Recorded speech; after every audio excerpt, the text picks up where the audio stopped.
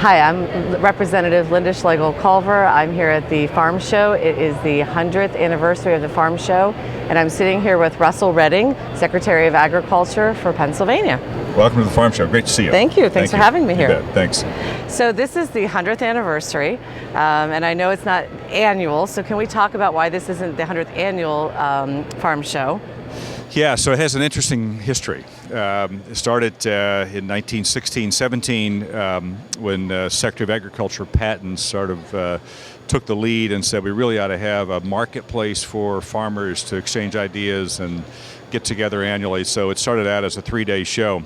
Interesting pieces of this. I mean, we had the first farm shows were downtown Harrisburg, and you got a map and you got off the train or you came in by car. And you sort of walked around Harrisburg to look for the exhibits. Then during the war years, World War II, the building was used as a build and repair for fighter bomber engines.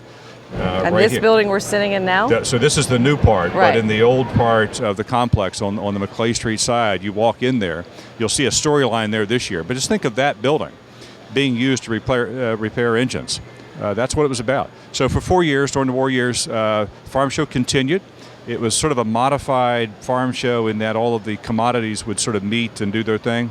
There wasn't, of course, the exhibition that we see today, but the Farm Show continued. So that's how we get to the 100th anniversary of Farm Show. So I would be remiss if I didn't mention we're in the Weis Exposition Hall, and Weis Markets is home-based in my district. So a lot of people in my district are employed there, and you know, when you talk about farming, they are included because we process milk.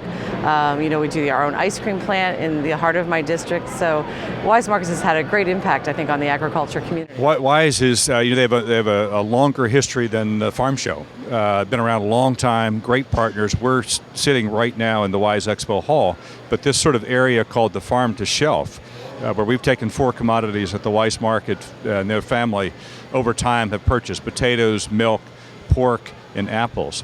You see that right here in the pod. The idea is to go from production agriculture, right? You've got some great farmers up there. That product goes to Weis. Well, how does it get from the farm to the shelf? That's what this exhibit demonstrates right here. But Weis has been a great partner. That's wonderful to hear. So I'm going to step back a little bit. You were appointed last year into this position, and can you tell everybody a little bit about yourself and sort of your road to the Secretary of Agriculture? Well, I'm honored to be secretary and be back hosting the 100th Farm Show. When I left the department several years ago, didn't think I'd have a chance to ever sort of come back into a leadership position, so honored to be there. My background, over time, I've worked for several governors, backgrounds in ag education, had every intention to teach, to farm, still do some of that in Adams County, where my home is, but worked in the Department of Agriculture for 16 years, then went to Delaware Valley University as the Dean of Agriculture and Environmental Sciences. Came back last January to lead the department. And you grew up on a farm, if I'm correct? Yeah, I grew up on a dairy farm, one of 11 children, number 10 in the lineup, so I joke that's where I learned to negotiate. You know, there's not a lot of democracy when you're one of 11 children, but the great part was just growing up with a family that size, but really engaged in agriculture. My wife and I now have a farm outside of Gettysburg on the third day's battle of Gettysburg. Oh, so, wow. Yeah, a great piece of history. That is. So we talk about, I mean, we're in the hall where everybody comes to get their milkshakes. This year we have a new flavor. It's strawberry cream, I believe. Strawberry cream, you know, it's the first new flavor in 60 years. And I hear that it's getting rave reviews, but they're also doing, I believe, a collection. Can you talk about that campaign?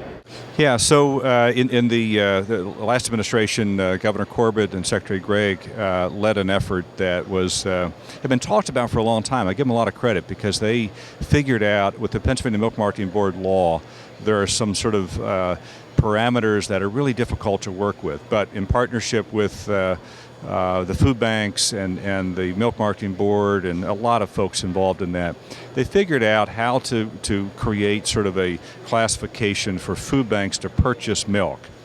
And that was the first step. The second part was raising money that would then allow the food banks to actually purchase the milk. So the Fill a Glass with Hope campaign is about that effort of linking dairy producers with our charitable food system here in Pennsylvania. So people here at the farm show, if they want to donate to that, what should I tell them to look for? Yeah, so they can go to the website for the Department of Agriculture and look for the Fill a Glass with Hope. There is signage around the milkshake area as well. They can make a donation. Part of last week, they could actually make a cash donation here, but I think they're really trying to sort of push to the website for the farm show. Okay. Wonderful. Yeah, but would appreciate that. They raised $150,000 last week to start, so it is a major effort. So, we have students that don't completely understand, the food that's on their table every night or in their lunches, where it comes from. And I know we're trying to show that here. But I believe there's 2 initiatives for the school children right now. Can you talk about those 2 initiatives? Yeah, so we've done a couple of things. Part of this Farm to Shelf is a piece of that. Know Your Farmer is a component of that. We have the Ag Explorers program here at the Department of Agriculture, the Farm Show, 30 different stations around the complex where you get a map. It's sort of like a passport, right? You go around and get a stamp from each one of those stations. 30 different stations take you from apples to pork to honey to the commodities to Penn State University. And you get a chance to really take a look at and meet people. The other piece of it is careers. We've tried to identify the different careers in agriculture, so you'll see folks wearing these buttons sort of ask me about being a farmer or being a mechanic, teacher. That's also an opportunity for moms and dads and kids to ask, what is that job about in agriculture? Explain that to me. And then PA Preferred, and I believe the program is grown by our heroes, so it's the program. Can you talk about those just quickly so people, when they see the symbol, they understand what it means? Yeah, so the PA Preferred is our sort of trademark of Pennsylvania product. So it's the keystone with a check mark, and when consumers see that, they know it's Pennsylvania produced or Pennsylvania processed here in the state.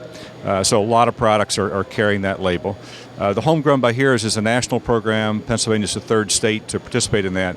The unique piece for us is we've combined the PA Preferred with the Homegrown by Heroes. So when you look at our label for that program, you see them both. So you see both the 2% that feed us and you see the 2% that protect us. That's great, actually.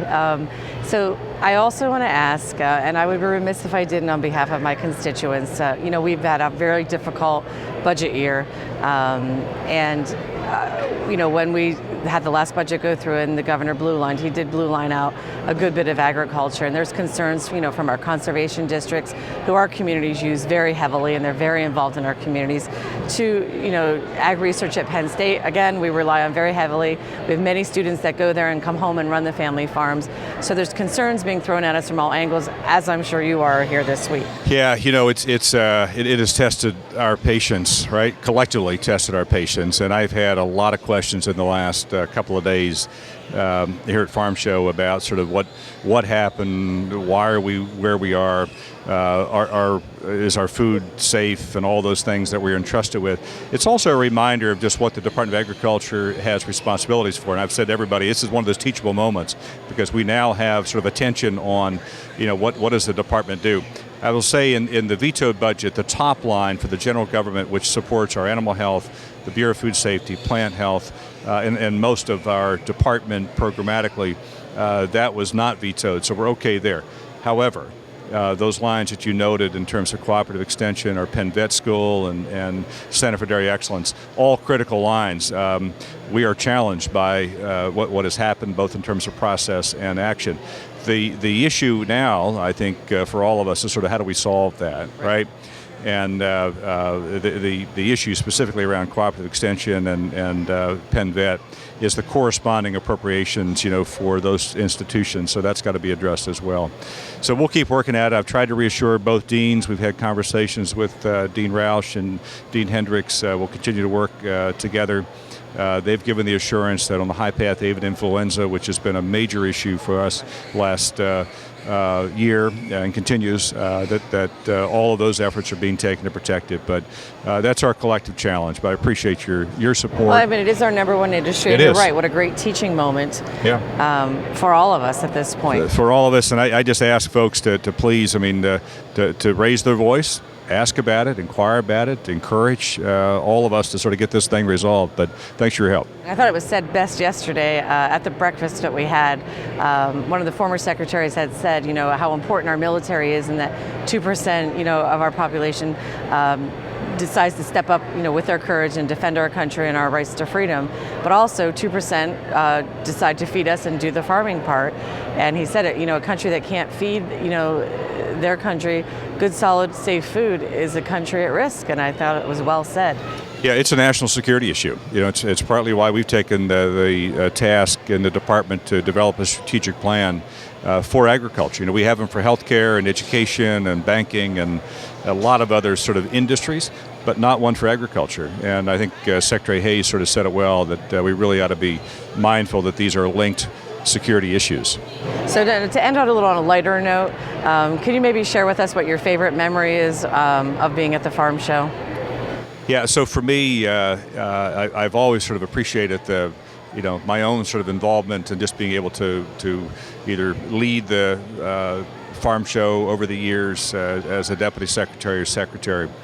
But the most important moment for me has been my own children and their participation in farm show as youngsters in the 4-H. Their first years, I can still remember them, sort of the projects they put in. They had these wood craft type projects over in the family living area. And to see their sort of joy of just being in the competition. You hoped they would be in the placement of a first, second, or third. A couple of years they did blue ribbons, right? But that's really a great moment for me because it linked this 100 years by generations and by our own family. So, great moment. All right, well, thank you so much for taking time to meet with me today. Great to see you. Thanks for all your work. Thank you. Thank you.